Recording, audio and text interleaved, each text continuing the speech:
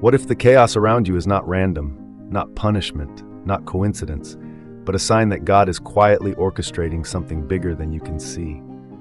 You feel pressure, stretching, unexpected shifts, and part of you wonders if you're falling apart. Yet sometimes the very season that looks like disruption is actually divine construction. The first sign God is planning something big for you is intensified preparation disguised as pressure. Suddenly your weaknesses are exposed, your patience is tested, your character is refined in ways that feel relentless. This is not accidental. Luke 16:10 says, "Whoever is faithful with little will be faithful with much," and before elevation comes evaluation. Think about David in 1 Samuel 16, anointed privately long before crowned publicly. The oil flowed before the throne appeared. If you are being trained in obscurity, corrected in private, stretched beyond comfort, it may be because the weight of what's coming requires stronger spiritual muscles. God will not hand you influence your character cannot sustain. The pressure is proof of preparation. The second sign is unusual resistance and opposition. When God is planning something significant, spiritual warfare often escalates. Ephesians 6:12 reminds you that your battle is not against flesh and blood, which means unseen resistance may intensify, precisely because your prayers are moving something in the spiritual realm. Daniel prayed and heaven responded from day one, Daniel 10:12-13, yet delay came through opposition. If distractions multiply, if criticism increases, if doors seem to shut abruptly, do not automatically assume you are off track. The enemy rarely fights what poses no threat. Increased resistance can signal increased purpose. The third sign is divine detachment. God begins removing people, habits, or environments that once felt secure. This can feel shocking, even painful, but John 15:2 says he prunes every branch that bears fruit so it can bear more. Pruning is not punishment, it is preparation for expansion. When Joseph was betrayed and imprisoned before rising to leadership in Genesis 41, the separation looked like loss, but it was positioning. If relationships are shifting and old comforts no longer fit, it may be because you are being repositioned for a new level. You cannot carry past attachments into future assignments. The fourth sign is an unusual stirring inside you, a hunger for more, a dissatisfaction with spiritual stagnation, a quiet conviction that you were created for deeper impact. Jeremiah 29:13 promises that when you seek him with all your heart, you will find him, and often that seeking intensifies right before transition. You begin craving discipline over distraction, purpose over popularity, obedience over applause. That internal shift is not random motivation, it is alignment. God often enlarges your desire before he enlarges your territory. The fifth sign is peace in uncertainty. Philippians 4:7 describes a peace that surpasses understanding, guarding your heart and mind. When circumstances are unclear yet your spirit remains anchored, that peace is not denial, it is confirmation.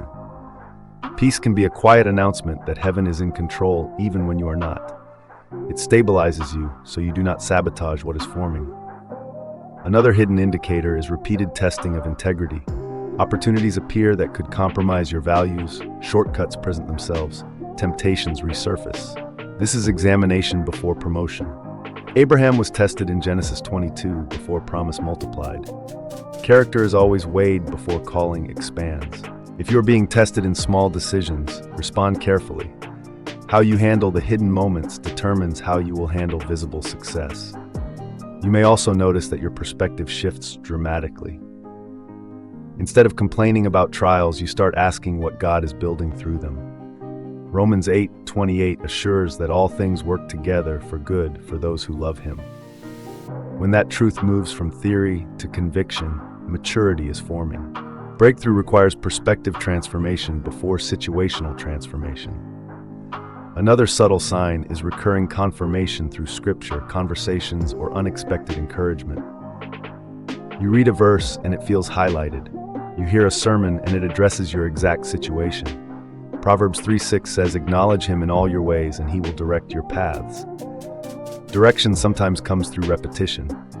When themes echo across different spaces, pay attention. God often confirms before he reveals fully. You may also experience a season of isolation, not total loneliness, but a pulling away from noise.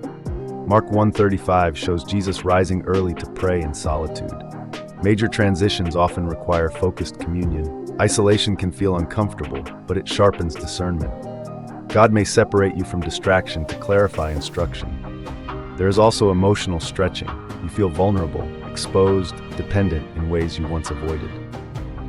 2 Corinthians 12 verse 9 declares that his power is made perfect in weakness. Big assignments require deep reliance. If you are becoming more aware of your need for God rather than more confident in yourself, that humility is strength in disguise. The warning is this: do not misinterpret preparation as rejection. Do not confuse pruning with punishment. Do not label resistance as failure. The very discomfort you want removed may be the evidence that growth is occurring. Labor intensifies before birth. Pressure builds before release. If you are being stretched, refined, corrected, isolated, strengthened, and internally stirred all at once, you are not unraveling, you are being reshaped. God does not plan something big without building capacity first. The same God who promised in Hebrews 13:5 to never leave you nor forsake you is not absent in this season. He is active behind the scenes. What feels hidden is often holy. What feels slow is often strategic. Stay faithful in the small. Guard your integrity. Deepen your prayer life. Embrace the pruning. Because when the door finally opens, when the opportunity appears, when the promise manifests, you will recognize that every test, every delay, every quiet moment was not random. It was preparation for something far greater than you imagined.